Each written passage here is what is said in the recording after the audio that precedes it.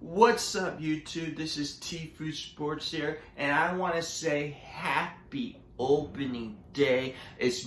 The season kicks off today in Major League Baseball. The Blue Jays will face up against the New York Yankees at 1 o'clock Eastern Time at Yankee Stadium. It will be Hyun-Jin Ryu going up against Garrett Cole, and I gotta say, I am really pumped up this season. Now, I want to give you guys a little season preview about my Toronto Blue Jays, and I sincerely apologize for posting this video so late. A lot has been happening over the past few weeks, but the Blue Jays going up against the New York Yankees, and Hyun-Jin Ryu gets the opening day start. And if you take a look at today's lineup, you got Marcus Semien leading up, followed by Calvin Biggio, Bo Bichette, Teoscar Hernandez, Vladimir Guerrero Jr. I mean, wow. Wow. I am so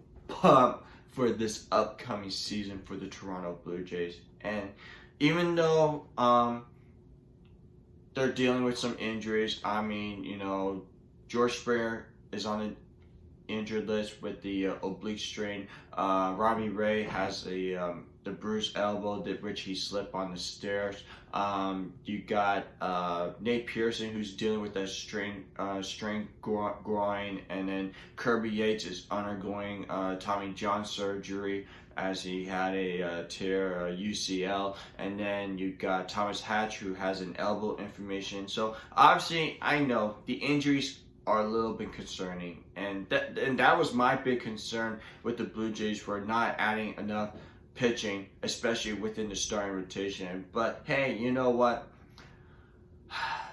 It's early to be this concerned mainly because we haven't seen the Blue Jays play the regular season game yet. But if you take a look at what the Blue Jays have fared last spring training, I mean, I thought there was a lot of highs. I mean, we saw the guys hitting the ball particularly well. Vladimir Guerrero Jr. was a beast, and with him losing 40 pounds during the offseason, hitting around like 444 with 2 home runs and 10 RBIs, I mean, I expect a monster year for Vladimir Guerrero Jr., and I wouldn't be surprised if you have that breakout season that a lot of Blue Jays fans are really hoping for. So I think Vladimir Guerrero Jr. is definitely going to have a big year, and 2021 is going to be really crucial for him.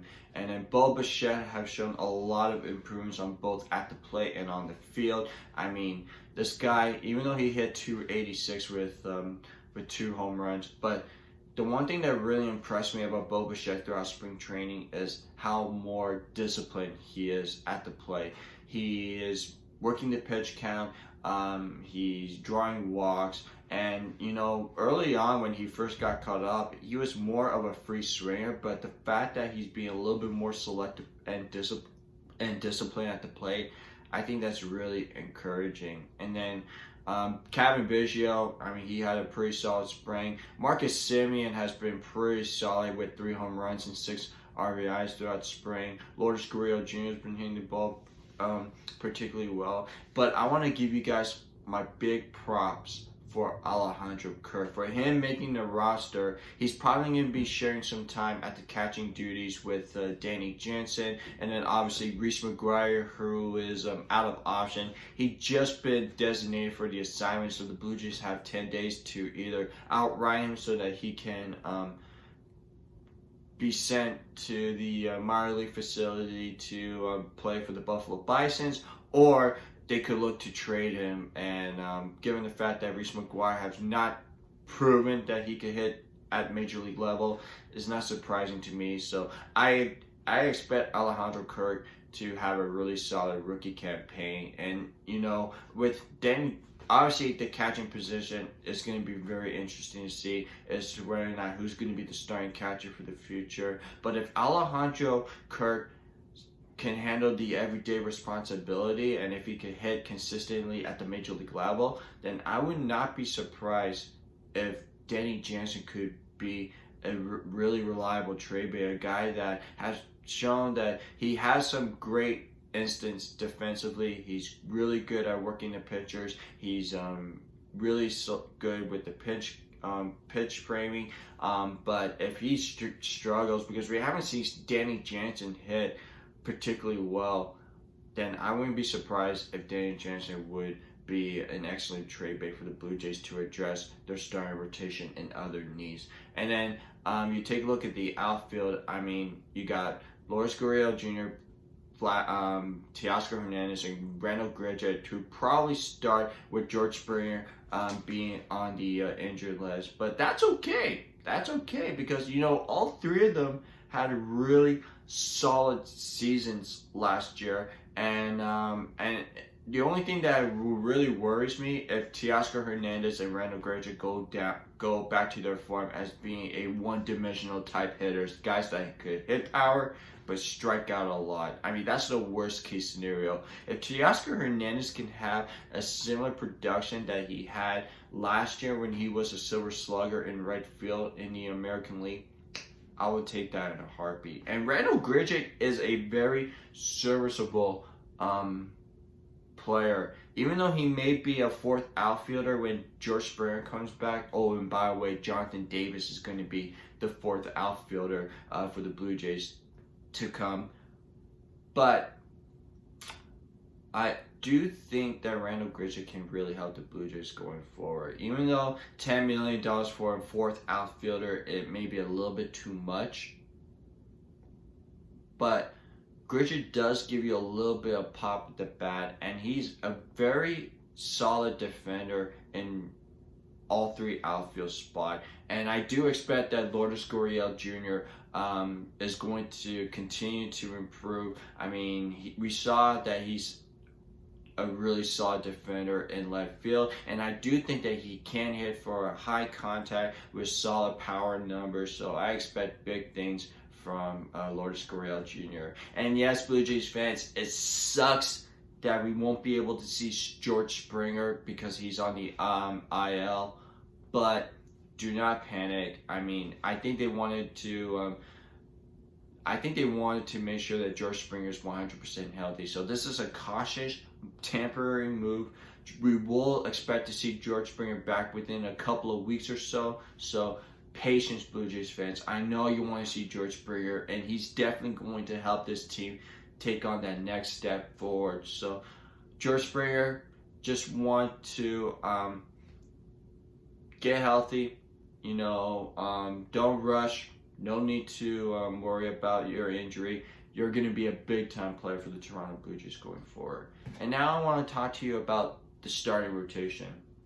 And to me, this is my area of concern because if you take a look at the rotation to start the year, you got Hyun-Jin Ryu being the opening day starter, and then you're going to have some sort of combination with TJ Zeuch, Steven Matz, Tanner Roark, and Ross Stripling to start up in the starting rotation. And to me, when you already lost Robbie Ray and Nate Pearson, those are the two guys that I thought the Jays are going to really count on. And now that both of them are out to start up the season on the injured list, I mean, I know Steven Matz had a really great spring, and I know TJ Zeuch had been solid throughout spring training. But my concern with the starting rotation is obviously the health of Steven Matz is definitely a concern because he has some injury concerns in the past. TJ Zeuch, even though I do like him, you know, he ticked up his fastball velocity. He's more of a sinker pitcher, but the problem with Nate Pierce, with TJ Zeuch, he doesn't have the swing and miss stuff. He doesn't have that wild pitch that could really fool hitters and get strikeouts. I mean, he doesn't strike out a lot of batters. He's more of a ground ball pitcher, but with him, I don't think that the Blue Jays should look to start him at Yankee Stadium, because if you look at the Yankee Thunderhouse lineup, I mean, I just have a bad feeling that he's going to get abused at Yankee Stadium. So if I were the Blue Jays, I will start Hyun-Jin Ryu, I will start Ross Stripling in game 2. And then Steven Matz, he had a terrific spring. He's shown that he has that mid fastball with a wicked slider. I would definitely start him as being the third starter to throw up against the Yankee Stadium. To me, I think the starting rotation, once they get Nate Pearson and once they get Robbie Ray back, they're going to have to address the starting rotation by the trade deadline. And normally, I'm one of those guys that would say, like, April, May, too early to tell. Let's wait until June to see if we need to improve the starting rotation. And if we do, there's some guys out there that we could look to a trade. You look at Luis Castillo from the Cincinnati Reds, Sonny Gray from the Cincinnati Reds. There's going to be some guys out there that can help the starting rotation. So I wouldn't be surprised if the Jays do add somebody to help fill the void within the starting rotation. And let's talk about the bullpen recently, because we have to talk about Kirby Yates. It sucks that he has to go through Tommy John surgery. So what could this mean? We could definitely see some sharing duty roles at the closing position with Rafael Dolis and Jordan Romero. And, both of those guys had breakout performance last year, especially Romero. I do think that he can take that next step going forward as being that late inning guy. Dolis, he pitched really well last year, so the Jays exercised his club option. So I wouldn't be surprised if he gets some opportunity to close out games. And then Ryan Borucki, this guy, his fastball velocity has increased. It went from like 93 from his rookie year to 96 last year. And throughout spring training, I heard his fastball went up to 98 miles per hour, which is huge. He is going to be one of our most important lefty relievers out of the pen. And then, but I want to give you a heads up to Tim Meza, who made it as an opening day roster, mainly because this guy, I haven't seen him since 2019. He underwent Tommy John surgery, which he had some elbow problems throughout his career. But for the fact that he made it as on the opening day roster, it's huge, because he's that nice complementary second lefty reliever behind Ryan Borucki. And I think the Jays are going to start off the year with a nine-man bullpen, mainly because with the concerns within the starting rotation and the injuries with the starting rotation, I wouldn't be surprised to see Trent Thornton getting that opportunity to be that long relief type of pitcher, some guy that can make you some swing starts. And then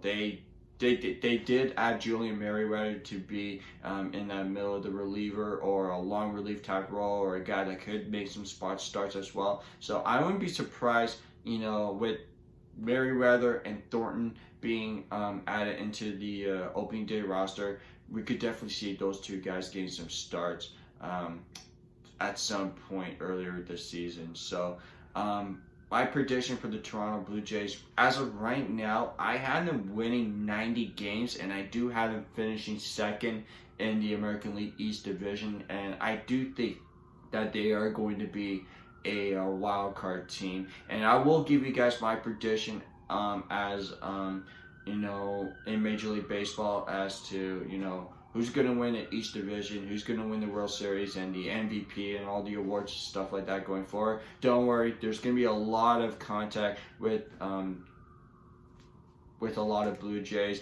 And then the NFL draft is coming up, so I'm going to give you guys a lot of videos about that. And I'm definitely going to be talking about the Raptors and their struggle and whether or not they should be in tank mode. So that's going to be it for me, guys. I'll see you guys later.